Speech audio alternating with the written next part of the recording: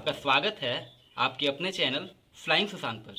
आज हम सिवान से लगभग 30 किलोमीटर की दूरी पर एक गांव है जिसका नाम है नरहन, वहां मौजूद हैं और यहां एक विशेष शख्स से मिलने वाले हैं जो कि सिवान के मीडिया क्षेत्र में अगर आप अध्ययन करने की कोशिश करिएगा तो आपको बहुत कुछ दिए हैं। और रेडियो, यूट्यूब और फिर जो मतलब अभी भी कहीं ना कहीं जो भी हमारे आसपास अच्छी घटनाएं घट रही है उसके बारे में सबसे पहले अगर कोई दिखा रहा है तो वो ये दिखाते हैं। ये किसी पहचान के, किसी इंटरव्यू के, किसी मतलब इंट्रोडक्शन के मोहताज नहीं है, बट यहाँ पर जो ये काम करते आ रहे हैं वो हमको खींच लाया सिवान से, यहाँ एक छोटे से गांव जो कि काफ़ी दरिया जो है यहाँ पर नदी के किनारे, वहाँ हमको। और ये काफ़ी विशेष रहने वाला है क्योंकि एक मीडिया पर्सन के सामने जब हम आते हैं तो अपने आप में एक चैलेंज रहता है कि उनसे किस प्रकार का प्रश्न करेंगे कि थोड़ा सा उनको दिमाग पर जोर पड़ेगा प्रश्न का उत्तर देने में। और आज बहुत मज़ा आने वाला है इस एपिसोड में, तो चलिए शुरू करते हैं सपनों का सिवान। और सबसे पहले हम स्वागत करेंगे राणा जी का अपने चैनल पर। नमस्कार और आपका भी बहुत बहुत स्वागत है हमारे इस गांव में। राणा जी, आज हम आपके गांव पर मौजूद हैं और यहाँ पर काफ़ी अच्छा हमको लग रहा है क्योंकि गांव में अक्सर हम लोग को अपना घर जो भी है सब कुछ सिवान में ही है, तो गांव पर माहौल बहुत कम मिलता है। तो सबसे पहले हम आपके बारे में जानना चाहेंगे। नाम मेरा राणा प्रताप सिंह है जी। और यहीं पैदा हुआ मैं इसी गांव में जी। पढ़ाई भी यहीं पे हुई, बड़ा भी यहीं इसी गांव में हुआ। और फिर उसके बाद थोड़ी बहुत पढ़ाई दिल्ली में की, उसके बाद रेडियो ज्वाइन किया, 10 साल रेडियो में काम किया। और रेडियो छोड़ने के बाद अभी अपना यूट्यूब चैनल है मैच बॉक्स बिहार, उसको संचालित कर रहे हैं। मैच बॉक्स बिहार, सिवान जाना राणा जी को रेडियो से, और कहीं ना कहीं वहाँ पर बहुत अच्छा काम किए हैं। सिवान में जागरूकता मतलब फैलाने का जो काम किया है रेडियो से नहीं, वो वाकई में काबिले तारीफ़ है जो काम यहाँ पर होते आ रहा है। तो कहीं ना कहीं हम लोग रेडियो से पहचान एक अच्छी बनी थी सिवान में, और आज हम लोग एक यूट्यूब के माध्यम से मीडिया में काम कर रहे हैं। तो सफ़र कितना चैलेंजिंग रहा ये वाला?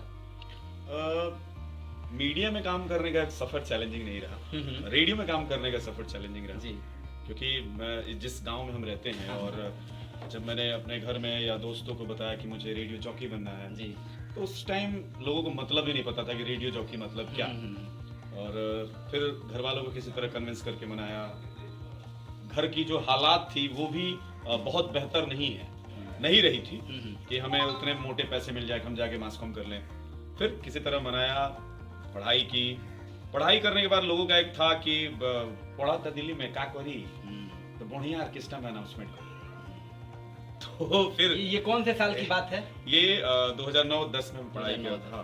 10 में मेरी पढ़ाई कंप्लीट हुई और 11 में फरवरी में मैं आके सिवान रेडियो ज्वाइन कर लिया। तो जो पढ़ाई कंप्लीट होने के बाद 3 महीने का टाइम था वो पीरियड सबसे खतरनाक। घर वाले फोन करके पूछते का भाई लोग कुछ नौकरी मिलो। बाकी लोग जो मजे लेने वाले थे उनको लगता था कि अब ऑर्केस्ट्रा के ज्वाइन कर ले। पहला जी तो उनको डेफिनेशन भी आरजे का नहीं पता था और वो चाहते थे कुछ मजा इसी बहाने ले ले हम। हाँ, और कुछ लोग वैसे भी थे कि घर वालों को जाके भड़काते थे कि बहुत ऐसा जगह बोला कॉलेज की पैसा लेके या सर्टिफिकेट दे दिला नौकरी ना मिली।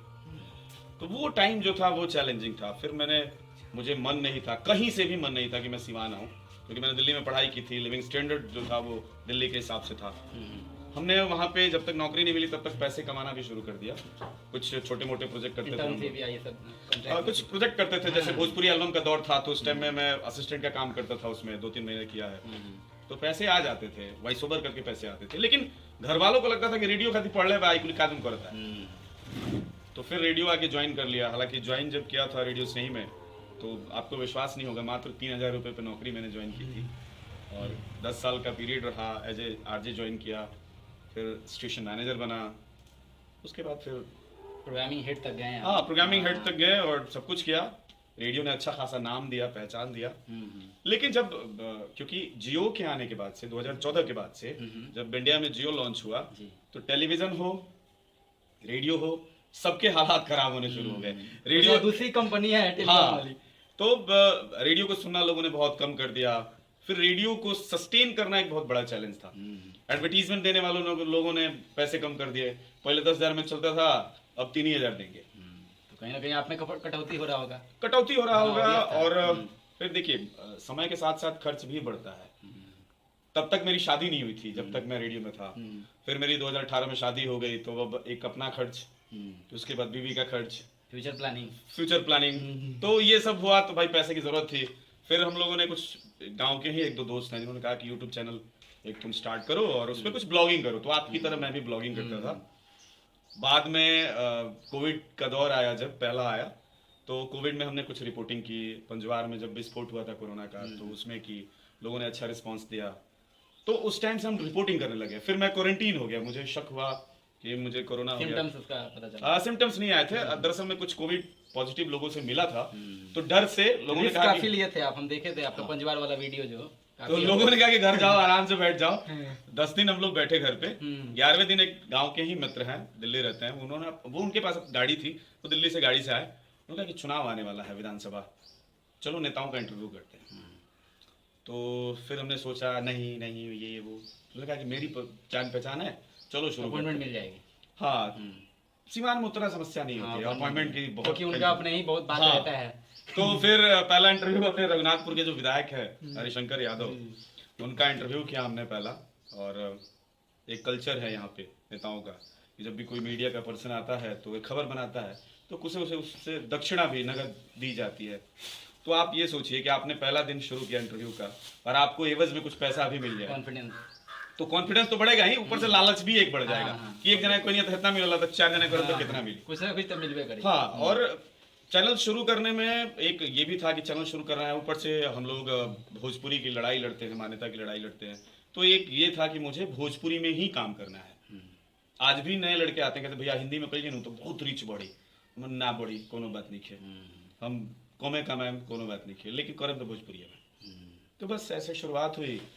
जो ये भोजपुरी को लेकर जो ये इनकी सोच है, यहाँ पर हम बताते चले आपको कि यहाँ पर एक आखर परिवार जो है, हर एक साल 3 दिसंबर को हम लोग पंजवार में एक कार्यक्रम कराते हैं। और उसके तहत मतलब जो भी भोजपुरी लिखने वाले, बोलने वाले, समझने वाले अच्छे जो लोग हैं, जो भी उससे जुड़े हैं, वो लोग आकर यहाँ पर अपना जो भी मतलब पहले से लिखे हैं गीत संगीत, जो भी एक अच्छा कार्यक्रम यहाँ पे करते हैं। और आप उससे जुड़े हैं और बहुत ज़्यादा योगदान आप भोजपुरी को आगे बढ़ाने में कर रहे हैं रेगुलरली। और उसके साथ साथ हम कहीं ना कहीं बहुत सारा समाज सेवा कर रहे हैं। जब हमने होमवर्क करना शुरू किया आपके बारे में तो बहुत सारी जानकारी हमको मिली। और कहीं ना कहीं एक जय रक्तवीर, एक जो 2 शब्द है, ये कहीं ना कहीं हमको बहुत बार ध्यान खींचा कि इसके बारे में थोड़ा सा जानकारी उनके मुंह से हम लें। क्योंकि ऐसे तो फेसबुक से अक्सर लोग जो भी स्वेच्छा से खून अपना देते हैं, उन लोग अक्सर आप लोग सामने दिखाते ही हैं। बहुत अच्छा काम है, क्योंकि मानवता और खून देना किसी की जान बचाना से बड़ा कुछ नहीं है। तो थोड़ा सा जय रक्तवीर के बारे में बता दीजिए। देखिए, जय रक्तवीर से पहले मैं थोड़ा सा पीछे ले जाना चाहूँगा आपको। एक मुकेश सिसारिया है पटना के, वो ब्लड डोनेशन के मतलब बिहार के उनसे ज्यादा कोई नहीं करवाता है। हम आइडल मानते हैं उनको। मैं उनको देखता था फेसबुक पे, इंस्पायर्ड होके मैंने नवीन सिंह परमार है उनसे कहा था कि भैया हमनियों के कोई समूह खड़ा करिए सीमान में जो उनकी स्वैच्छिक रक्तदान करी। 2 साल तक हम लोग चर्चा किए, लेकिन न उनके पास टाइम था न मेरे पास टाइम। बाद में एक और शख्स हैं, वो पहले से स्वैच्छिक रक्तदान करवाते थे। फिर नवीन जी, वो और भी कई सारे साथी आए और हम लोगों ने एक टीम गठन किया। शुरुआत हुई SBDC, आप जानते हैं। जी जी। उसके बाद हम लोग उसमें थे। फिर बाद में कुछ आपसी तालमेल की कमी हुई, होता है। तो मुझे लगा कि मैं उस जो परफॉर्मा था उसमें मैं फिट नहीं बैठ रहा था, तो मैं चुपचाप साइड हो गया। बाद में कुछ और लोग साइड हो गए। अब चूंकि रक्तदान करना है, करवाना है, तो हमारे साथियों ने कहा कि एक हम नई टीम बनाते हैं। हमने कहा कि जरूरत नहीं है, आप लोग करिए, नहीं बनाते हैं। तो फिर साथियों ने मिलकर के टीम बनाया। तो मेरा पहला शर्त था कि टीम बनेगी ठीक है, डोनेशन करवाएंगे ठीक है, कोई फोकसबाजी नहीं, कोई मीडियाबाजी नहीं, कुछ नहीं। आप डोनेशन करवाइए, अपने घर जाइए। हम जीवन बचा दिए हैं, फलाने मर रहे थे हम बचा दिए, तो ये ड्रामा हुआ तो हम नहीं रहेंगे। इसका उसका रिटर्न कुछ हमको नहीं चाहिए। हमको रिटर्न मतलब वो पब्लिसिटी बाद में पता चले खून दे दिए और 100 लोग से दिलवा दिए और बाद में अगले चुनाव जो आ रहा है उसमें वार्ड पार्षद हमको बनना है। खैर, क्या बनना है नहीं बनना है वो बात की बात है। तो हम लोगों ने किया और बाकी साथियों का भी यही एक मोटिव रहा। हाँ, सबका मोटिव यही रहा कि नहीं, ये सब नहीं करना है। दूसरा, हमने फाउंडेशन हटा दिया कि मतलब अगर डोनेशन हो रहा है तो जरूरी नहीं है कि सब कोई उसमें आएगा, जिसको फुर्सत हो वो जाए, नहीं फुर्सत है कोई बात नहीं, डोनर को भेज दीजिए ब्लड बैंक में, ब्लड बैंक के लोग हैं उनसे बोल दीजिए, काम हो जाएगा। तो इस तरह से हुआ। फिर बाद में अमोद भाई को आप जानते हैं, अमोद जी ने कहा कि नहीं, हमारे संस्था में कोई अध्यक्ष हो, कोई सचिव हो, फलाना ढिमकाना। हमने कहा कि ये सब जरूरत नहीं है, लेकिन फिर भी कहा कि नहीं, अगर मान लीजिए कोई ऑफिशियल आपको इन्विटेशन भेजता है, कोई कुछ कहता है, तो किससे कहेगा? तो हुआ कि ठीक है, नाम के लिए सिर्फ बनेगा अध्यक्ष, सचिव बनेगा, कुछ लिखाएगा, कुछ लिखित में नहीं कहीं जाएगा। कोई फोकसबाजी नहीं होगा। तो अमित जी हमारे अध्यक्ष बन गए, मुझे सचिव बना दिया गया, ठीक है, बन गया, लेकिन उसके बाद कोई खड़ा होकर ये नहीं कहता हाँ हम सचिव हैं। तो इस तरह से है, करते हैं। बढ़िया है और बहुत बड़ा काम है। और ये एक एक्टर का नाम हमको याद आता है, आमिर खान, कि मतलब काम हम बहुत अच्छा कर रहे हैं और जो फिल्म उन्होंने दिया है मतलब बहुत कम अवार्ड शो में, ना के बराबर अवार्ड शो में जाते हैं। तो ये इनका जो व्यू है, इनका जो व्यू पॉइंट है मतलब समाज सेवा को लेकर, कि कुछ दिखाना नहीं है, मतलब जो फैक्ट है तो फैक्ट है, जो काम किए हम, उनका जो ब्लड दे रहे हैं, जिनको दे रहे हैं, बस जो दे रहे हैं उनका फोटो आएगा, वीडियो आएगा, काम खत्म।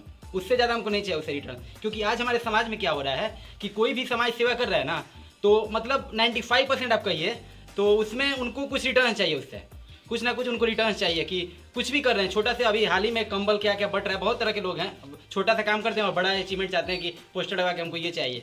चलिए, उससे बात करने से कोई फ़ायदा है नहीं। अब हम चाहेंगे कि अंत करते हैं, चूँकि ज़्यादा लंबा वीडियो ठीक नहीं है। तो सिवान के लोगों से क्या कहेंगे? सिवान के लोग बहुत अच्छे लोग हैं, काफी समझदार लोग हैं। तो सिवान के लोगों से मैं कुछ कहूंगा नहीं, मैं सीखता हूँ, हर रोज सीखता हूँ, जहाँ जैसे जिससे मौका मिले, और हर इंसान आपको सीख दे जाता है। तो सिवान के लोग अच्छे लोग हैं। आप बस भाईचारा बना रहे सिवान में, क्योंकि हमेशा जब भी चुनाव आता है तो थोड़ा सा एक माहौल को बिगाड़ने की कोशिश की जाती है, रंग देने की कोशिश की जाती है। पहले सिवान जो था वो हर कोई जानता है, झेल के उठा है, तो वो न हो, हम मिलजुल के रहें, सब लोग आपस में ठीक से रहें, बस यही। बाकी आप सुशांत के चैनल को सब्सक्राइब करें, फ्लाइंग सुशांत। अच्छा है ये सब, क्योंकि हमें भी मतलब एक प्रोफेशन मेरा जो इंजीनियर वाला है उसी पर ज़्यादा फोकस हमको करना है, ये मेरा शौक है। तो ज़्यादा यूजर से हमको लोभ नहीं है कुछ भी। जो भी सिवान के आसपास हमको अच्छा लगता है, कोई व्यक्ति हो गया, कोई अगर एंटरप्रेन्योर हो गया, कुछ बिजनेस कर रहे हैं, यहाँ के लोकल लोगों को जॉब दे रहे हैं, समाज सेवी हो गए, निस्वार्थ जो काम कर रहे हैं समाज में, तो उन लोग को आपके चैनल पर हम ला रहे हैं। और अपने चैनल पर जो दिखा रहे हैं आपको, वो कहीं ना कहीं सपनों का सिवान ऐसे ही चलते रहेगा। और जहां हम जाएंगे वहां का सिवान, वहां का सपना हो जाएगा। हम अगर बेंगलुरु चले गए तो सपनों का बेंगलुरु हो जाएगा। हो सकता है वो अंग्रेजी में आ जाए, क्योंकि ज़्यादा वहाँ अंग्रेजी का प्रचलन है। ऐसे ही बना रहेगा। और हमको सबसे अच्छा राणा जी में ये लगता है कि मतलब देहाती हम हैं तो देहाती हम दिखेंगे, मतलब शर्माना और कुछ भी मतलब फोकसबाजी नहीं है। ये सबसे अच्छा लगता है, ये चीज़ हमको सीखने को मिलता है। क्योंकि आज के डेट में हम देखते हैं कि बाहर कुछ लोग दिल्ली में जाकर बस गए, अच्छे पोस्ट पर चले गए, तो वो भोजपुरी बोलने में उनको लगता है कि बेइज्जती मेरा हो रहा है, उनको शर्म लगता है। तो ये मतलब अपना भाषा आके यहाँ पे रहिए, गुजारिए, बहुत मीठा भाषा है। और इसको हम लोग आगे अगर नहीं बढ़ाएंगे तो बाहर वाले कुछ नहीं करेंगे।